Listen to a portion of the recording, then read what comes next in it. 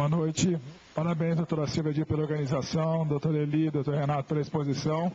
Certamente eu sou um dos que menos entendo de legislação aqui, só da de comunicação. Confesso que me senti um pouco ingênuo nessa conversa toda. Primeira vez que eu ouvi falar do 0,6 miligramas de álcool no sangue, eu falei, nossa, que legal, agora tem um indicador, ninguém pode fugir, né, dessa conversa. E eu vi que foi o inverso. E agora também fiquei surpreso quando o doutor Renato disse que o tolerância zero também é um risco, porque não vai ser prático e não vai funcionar, né? E por mais que nós estamos discutindo cidadania e educação, nós sabemos que muito provavelmente a ação só vai vir através de uma autoridade. Como deveria ser escrita essa lei para que pudesse a Polícia Militar realmente ser efetiva na fiscalização, os delegados pudessem ser rápidos na condução do embriagado ali, o promotor possa conduzir bem o processo para que haja condenação e o juiz possa realmente condenar? Eu fiquei realmente bem confuso e não entendi, porque do jeito que está ruim, do jeito que está para se inscrever vai ficar pior. Qual que é o caminho, doutor Renato? Bom, eu vi que o capitão Nobre está querendo falar e a gente quer ouvi-lo. Deixa só eu responder. Então, na verdade, Stefanos, o que acontece é o seguinte. Eu disse, a legislação atual, ela dificultou o trabalho dos operadores do direito quando passou a exigir esses 6 decigramas de álcool por litro de sangue. Por quê? Porque a pessoa não é obrigada a produzir provas contra si mesma, ela se recusando a fazer o exame. O máximo que se tem à disposição é o exame clínico. O exame clínico não tem condições de aferir esses 0,6 decigramas de álcool por litro de sangue. Com o projeto que está em discussão e que deve ser aprovado, acaba essa quantidade. Tá? Sob o efeito de álcool já é o suficiente. Mas o que eu quis dizer é o seguinte, hoje basta a pessoa ter essa quantidade de álcool de 6 decigramas por litro de sangue, não se exige a demonstração de um perigo concreto. Presume-se que quem dirige com esse teor alcoólico representa um perigo para a sociedade. E diz que isso vai na contramão do direito mundo afora.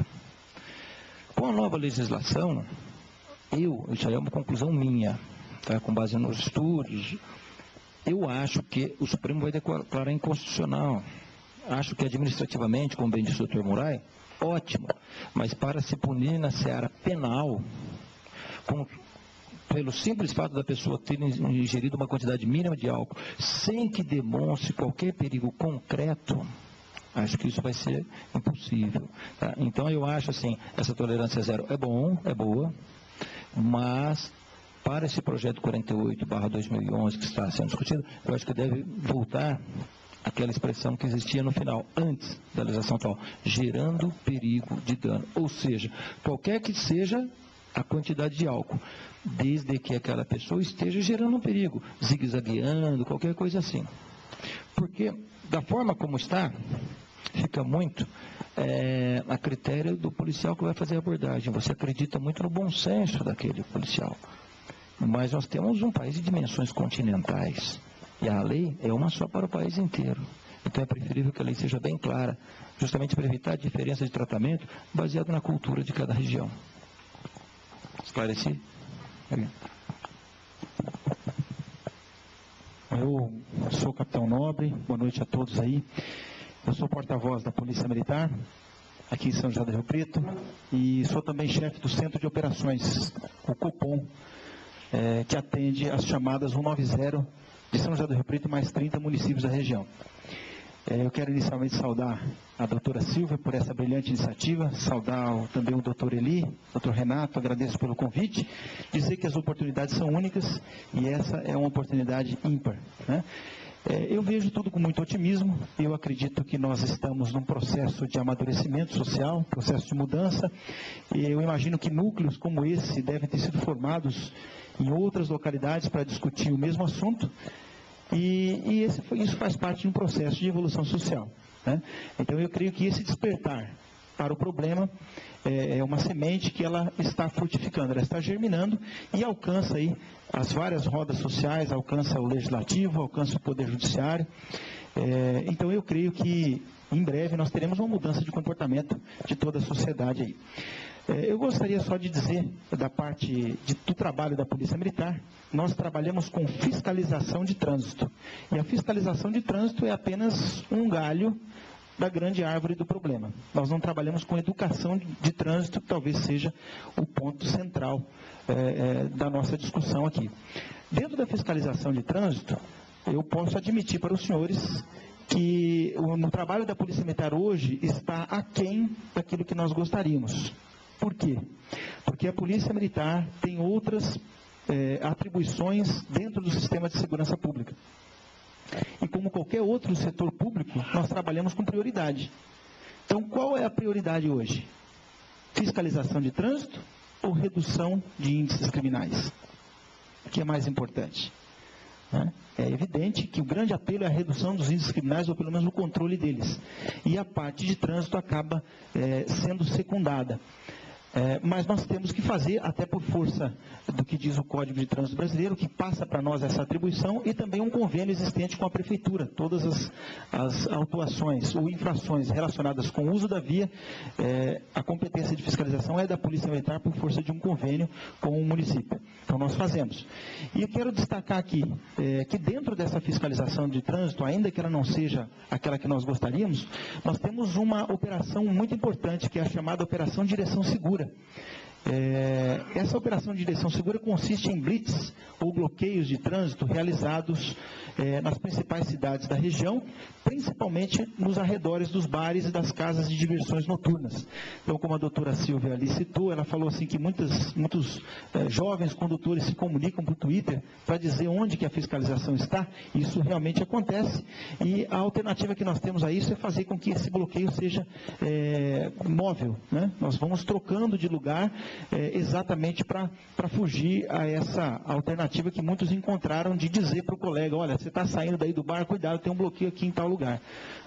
Essa operação de direção segura, ela tem esse objetivo, coibir a embriaguez ao volante, tem dado excelentes resultados, mas nós temos algumas dificuldades de atuação, que eu vou passar agora aqui para o Tenente Pinho, ele vai esclarecer na parte prática qual a dificuldade que nós temos para atuar frente a esses obstáculos que já foram colocados pelos palestristas aqui. Bom, boa noite, sou o Tenente Pinha, como foi falado. Gostaria de parabenizar a iniciativa, né? E pegando o gancho do Dr. Murai, e já que nós estamos tratando do assunto jurídico, mas pegar a parte administrativa também, uma vez que estamos aqui diante de multiplicadores que estarão levando esses conhecimentos até seus lares. Bom, nós dispomos em São José do Rio Preto cerca de 30 etilômetros, o vulgo bafômetro, que é o que o pessoal utiliza, né? E essa lei 11.705, não obstante o doutor Renato ter comentado a respeito de dificuldade dessa norma, ela trouxe também alguma coisa interessante para fins do policiamento de fiscalização. Por exemplo, foi incluído o parágrafo 2º e o parágrafo 3º do artigo 277, que do parágrafo 2º, ele fala que qualquer prova admitida em direito será aceita para fins da parte criminal. Então, o próprio testemunho do policial militar já é o suficiente hoje para que a pessoa possa ser levada a ser processada. E o parágrafo 3º trouxe que aquela pessoa que se recusar a soprar o etilômetro ou a ser submetida a qualquer tipo de exame, ela não estará livre da parte administrativa, que é o artigo 165, que prevê justamente a autuação. Tá? Então, só falando rapidinho da autuação. Os valores das multas estão congelados desde 2002. Desde 2002 é o mesmo valor. Quer dizer, então aquele apelo do bolso que dói pra caramba em todo mundo quando a gente vai fazer a fiscalização, quer dizer, já há 10 anos já que está estancado. Tem um projeto de lei, dentre eles é alterar o valor da autuação em 105%. A autuação de embriaguez, ela é uma das mais caras do Código, tá? Hoje R$ 957, passaria para R$ 1.900 essa autuação. E o principal, sem que o judiciário interfira, ou seja necessário, suspende o direito de dirigir daquele condutor infrator por 12 meses. É a única infração no Código que é um valor, que é um prazo fixo. Todas as outras é de 1 a 12 ou na reincidência de 6 a 24. Essa não. Essa pegou a pessoa, ela não quer fazer o teste do etilômetro, mas a gente tem condições e tem sinais notórios de embriaguez, a gente vai fazer a autuação, vai cair lá no Dr. Murai e ele vai suspender a carteira dessa pessoa. Então é importante que a gente passe isso para os demais, que a mídia não passa isso. Quando se fala isso, então se esquece, fala muito da parte judicial, mas não tem o que fazer, a pessoa sai e se esquece de falar que aquele lá, ele pode não ser condenado, mas ele vai ficar 12 meses sem dirigir. E às vezes para um jovem de 18, 19, 20 anos, isso é terrível. às vezes até pior mesmo que a punição penal. Então, é importante isso. E só para finalizar, aproveitando o gancho, o artigo 76 do Código, ele prevê a obrigatoriedade da educação de trânsito, desde o ensino da pré-escola até o ensino superior.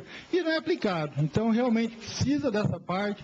A Polícia Militar não tem como também estar em todos os locais.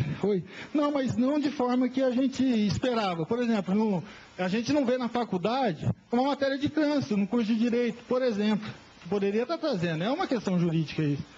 Então, a gente compactua com essa necessidade premente da educação no trânsito. E a fiscalização realmente acaba sendo um segundo plano, porque os índices criminais acabam falando um pouco mais alto com relação à nossa atribuição. Obrigado. Tenente, só alguns esclarecimentos. Como eu já disse, o Código de Processo Penal é bastante claro, no sentido de que se exige para a prova, administrativamente, inquestionável. Criminalmente tem que ser um laudo pericial feito por um perito oficial. Artigo 158 e 159 do Código de Processo Penal. E o Poder Judiciário já se posicionou nesse sentido. Com relação às faculdades, nós temos aqui representantes de todas elas. Depois, cada um, se quiser falar. A Unip, ela tem na sua grade a chamada legislação extravagante. E dentro da legislação extravagante, uma das matérias estudadas é o Código de Trânsito. Então, nas faculdades, eu acho que não tem problema. O problema está nas escolas de ensino fundamental, que eu acho mais importante. Porque, geralmente, quem chega na faculdade, não que já tenha consciência. Se tivesse, não haveria necessidade de nós estarmos reunidos aqui. Mas eu acho que é mais importante você investir na formação da criança do que num adulto. Tá? Mas mesmo assim, nas faculdades, pelo menos na Unip, creio que a Unilag, o NIRP e o NORP também tenham, nós temos a legislação de trânsito na grade, dentro da legislação extravagante. Um comentário rapidinho. Qual o seu nome? Paulo colocou uma situação interessantíssima, eu não esqueci, uma questão de alta indagação filosófica, que é do princípio da intervenção mínima do direito penal. Eu adorei, depois eu quero até debater isso pessoalmente, fora aqui, porque é uma coisa que me despertou muito.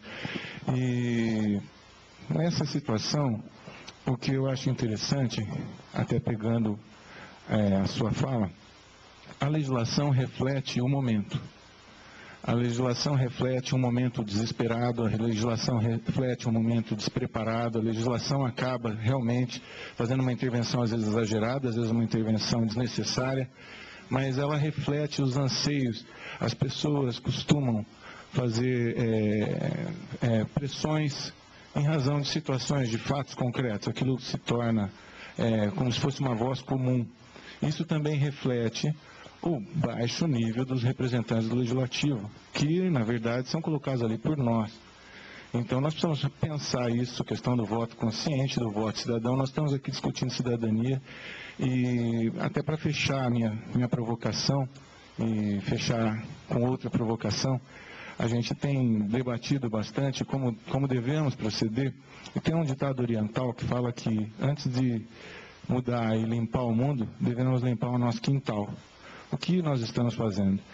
Com esse gancho, quero agradecer a doutora Silvia, porque ela está generosamente disponibilizando, ela está fazendo a parte dela, está indo além. E todos nós que estamos aqui presentes também, já tivemos um dia de trabalho, todos os profissionais aqui reunidos estão se dedicando voluntariamente a fazer o bem. Então, eu acho muito importante isso. Eu digo que está limpando muito bem o quintal, está fazendo a sua parte. Estamos aí numa situação de modificar o pensamento e eu acho que essa provocação é o que nós estamos fazendo, especificamente cada um de nós. O que nós estamos fazendo quando ninguém está olhando. Não é que alguém está me vigiando na festa, quando ninguém está me vendo. O que é o meu caráter? Quando foi a última vez que eu bebi e dirigi? É isso que eu quero deixar.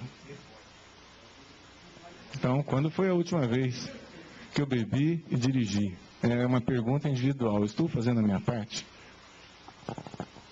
Sr. Henrique Cassebe.